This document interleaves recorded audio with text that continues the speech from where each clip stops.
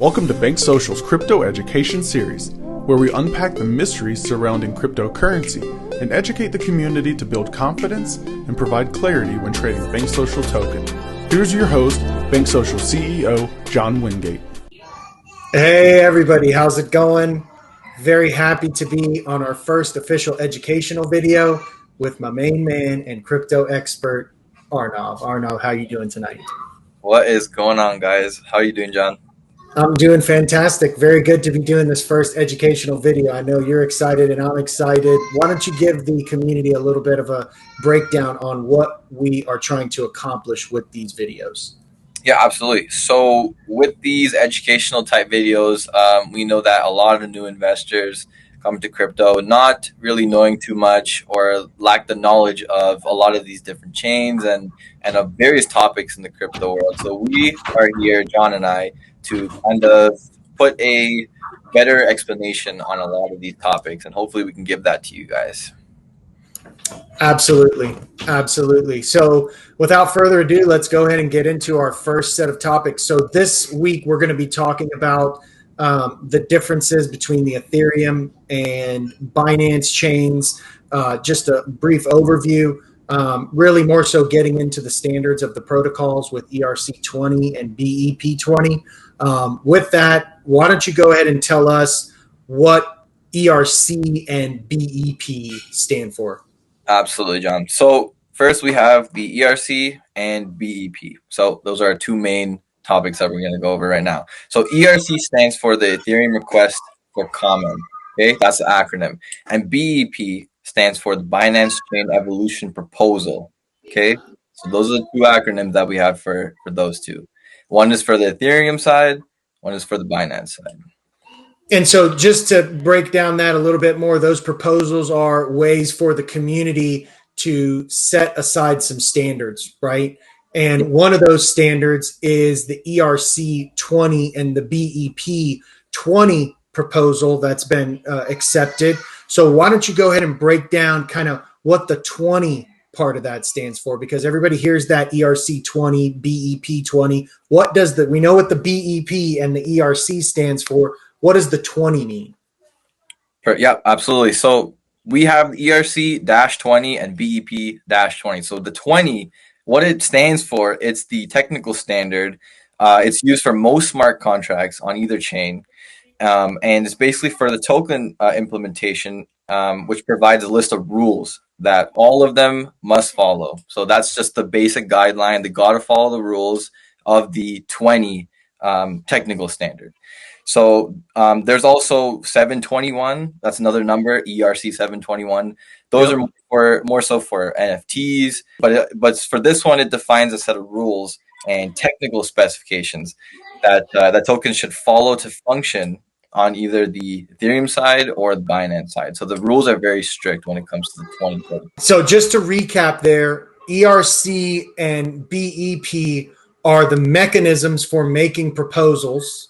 And then the number, the ERC20 and the ERC 721 or 1522, whatever number protocol proposal that's been accepted, is the set of rules for that specific token type, an ERC20 or a BEP20. And just to give the viewers out there a little bit of an insight, the BankSocial token is a what type of token? It is an ERC20 token.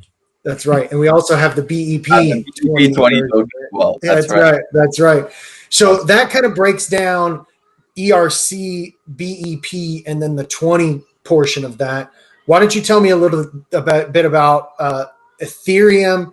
And I think a lot of people know what Ethereum is, so we don't really need like what Ethereum is. But what's the difference between Ethereum and Binance? What happened there? Why does ERC20 exist and why does BEP20 exist? Like, why did that come to happen? And what is the difference between the two? Yep. ERC and BSC are definitely competitors. That's for sure. That's right. They always compete with each other. But in the technical standpoint, BSC is actually a hard fork of the Go Ethereum protocol. So GETH is the protocol in which BSC was hard forked from. So it's basically like a copy in a sense. So it shares a lot of the same similarities with the Ethereum side, so from the Ethereum blockchain. But BSC developers have made a lot of different significant changes in some key areas. That's why sometimes you see there's lower fees on the BSC side. That's just one example. So that's something that the BSC developers have kind of tweaked around in their protocol to, get a little lower fees. There's different types of changes they made.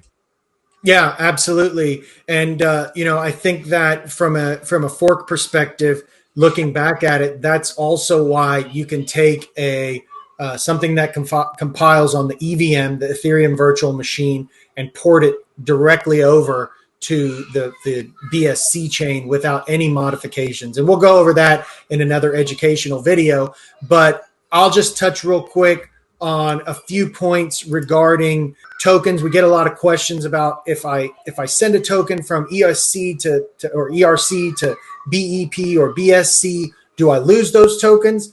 In our technical expertise, right, Arnav, I think that's what we decided that we were going to call this, our technical expertise. We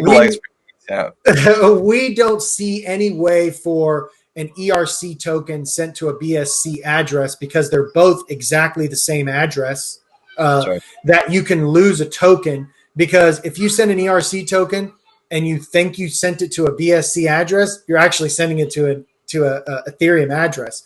So there's really no way to send tokens across chain unless you're using some type of token swap or something that's made with that intention. But really, if you think you've sent a token across chain, and I got to think that the developers were smart enough to do this for a specific reason so that you didn't have that problem. I'm sure a lot of people have done that by mistake, sent it to the wrong chain or cross chain, and maybe it got lost. But in reality, it's not. Yep, absolutely. So that wraps up our first educational series. We hope you guys really enjoyed it. We're going to keep these short. We're going to keep them sweet, but we're gonna deliver a lot of educational content to you guys. I know the reason why Arnav and I have gotten together on this is we're both very passionate about crypto. We spend a lot of time trying to understand and learn crypto, and we really want to bring our expertise and understanding to the world, help them be more familiar with crypto and what it has to offer. So with that, we're signing off. Your crypto experts, Arnav and John, are signing off for the first time, but not the last time. Yes, we'll sir. see you guys very, very soon. Thanks so guys. much. Take care, everybody.